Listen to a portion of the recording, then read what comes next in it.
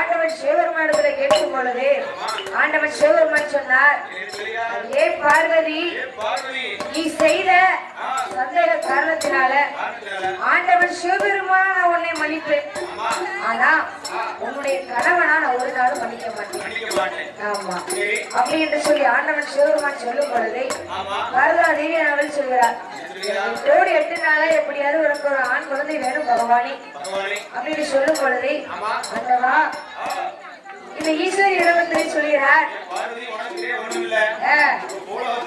சரி ஒரு ஆணுக்கும் பெண்ணுக்கும் திருமணமாகி 10 திங்கள் அந்தளவுக்கு சம்பந்தம் சொன்னாதான் ஒரு ஆணோ பெண்ணு பெற்றிருக்க முடியும். நீ என்னடா கண்ணன்ல கை குழந்தைன்னு கேட்கிற, புத்திரா புத்திரான்னு கேட்கிற, அது 8 நாளைக்கு வேணும்னு கேட்கிற, எப்படி பாருங்க 8 நாளைக்கு குழந்தை தர முடியும்? அதெல்லாம் தெரியாது. 8 நாளைக்கு ஆமா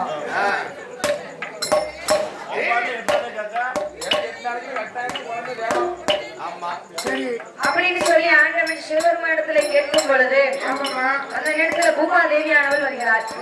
ஆண்டவா பரம்பொருளே, ஆண்டவா அவங்ககிட்ட என்ன தெரியுமா சொல்ல வரலே? என்ன சொல்லவில்லை, உட்காரு சாப்பிடு. சாப்பிடவா?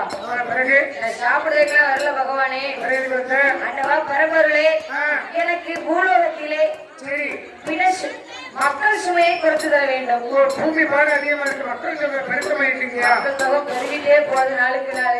அதுக்கு நான் என்ன செய்யணும்? அதனால எனக்கு பூலோகத்துல மக்கள் தொகையை குறைத்து தர வேண்டும். சரி, அப்படி என்று சொல்லி ஆண்டவன் சிவபெருமானிடத்திலே அப்படி பூமாதேவியானவள் சொன்னார். அப்ப ஆண்டவன் சிவபெருமான் இந்த வள்ளுவரை நான் அழைத்தார். அந்த வள்ளுவரை எப்படி வருகிறார் தெரியுமா? ஆதிவள்ளி கைலாச, ஆதிவள்ளி கைலாச ஆண்டவர்த்த சுகரமா வள்ளுவார் என்னுடைய வதையார் என்று சொல்லி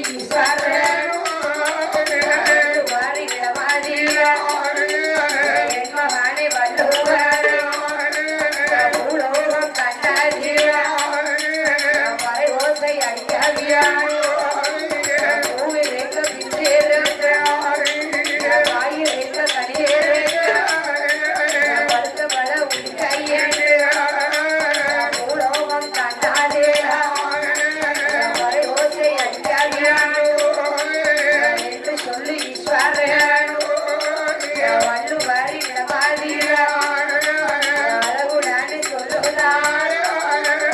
அந்தவாத காவிரியாடி அந்தவாத காவிரியாடி வள்ளுவாரோ யாரு சொல்லுவார்?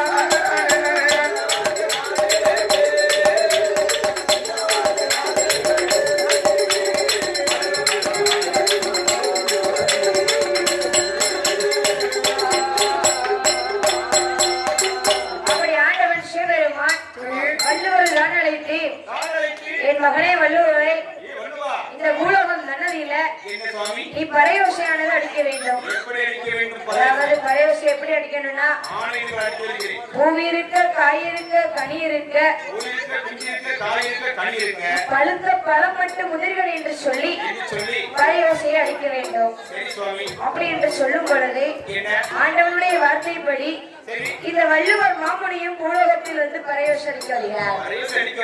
அப்படி பறையோசை அடிக்க வரும் பொழுது இந்த நாரதர் மாமுனிவரானவர் பார்த்தார். இந்த நாரதர் மாமுனிவருக்கு யார் நல்லா இருந்தாலும் பிடிக்காது. ஆமா, யார் நல்லா இருந்தாலும் சொன்னா நாரதருக்கு வயிற்று வலி வந்துடும். ஆமா, பொய் சொல்ல மாட்டாரு. அப்ப இந்த நாரதர் மாமுனிவனாவர் அவங்களுடைய சின்ன பையன்களை நல்லா கல் அள்ளி கொடுத்து இந்த கல்லை கொண்டு வள்ளுவர் மேல எரிய சொன்னார். ஆமா, அப்ப இந்த சின்ன சிறு பையன்கள் எல்லாம் கல்லை கொண்டு எரியும் பொழுது இந்த வள்ளுவருக்கும் கோபம் தாங்க முடியல. மனுஷன் நம்ம சும்மா நிற்கும், நம்ம மேல கொண்டு கல்ல இருந்தா கோபம் வருமா வராதா? கோபம் வருமில்ல. அப்ப அதே போலவே இந்த வள்ளுவர் மாமனிற்கும் கோபம்னா தாங்க முடியல. அந்த கோபத்துல வள்ளுவர் மாமனியும் எப்படி பரிசு அடித்தார் தெரியுமா?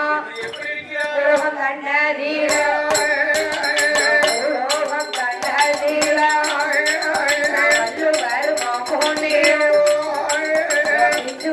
காயூரீர காயூரீர கலியூரீர பழுத்த பழ விழுக்காகியா என்பதாக வல்லுவேரோ உலோகம் கண்டாதீரா வரை யோசி தாரேடீரா உலோகம் கண்டாதீரா உலோகம் கண்டாதீரா உமாதேவி யாரு சொல்வா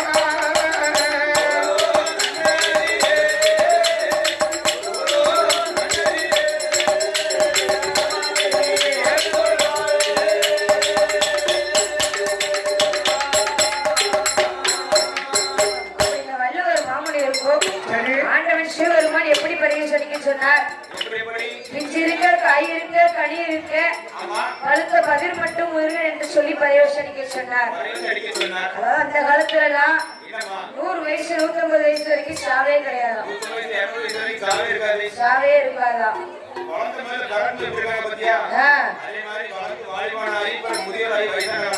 ஆமா சின்ன ஆளாயிருவாங்களாம். சரி சரி இறக்கணும். அப்படியா? அப்ப அந்த காலத்துல 100 வயசு வரைக்கும் வாழ்ந்திருக்காங்க. இப்ப நம்மளால ஒரு 45 வயசு 50 வயசு காட்ட முடியல. ஆமா இப்ப இருப்போமோ நாளைக்கு இருக்க மாட்டோமோ. இப்ப தூங்குற மாதிரி தான் இருக்கும். நாளைக்கு எந்திரிச்சாதான் கடவுளுக்கு கொடுப்பேன். ஆமா போச்சு. அப்ப இந்த வள்ளுவர் மாமனுக்கு கோபத்தினாலே பரீட்சை எப்படி அடித்தார்னா, பிஞ்சு உதிர, காய் உதிர, கனி உதிர, பழுத்த பழம் மட்டும் இருக்க வேண்டும் என்று சொல்லி இத வள்ளுவர் மாமுனிவர் பரீட்சை அடித்தார்.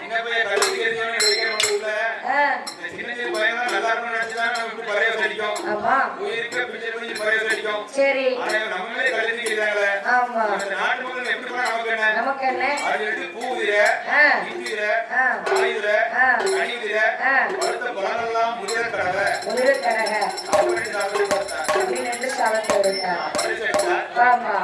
அப்படி பரீட்சை அடிக்கும் பொழுது அந்த பூமாதேவியானவள் ஆண்டவன் சிவபெருமானத்திலே, ஆண்டவா பரம்பொருளை, நான் உங்களிடம் என்ன சொல்லி பரீட்சை அடிக்க சொன்னேன்?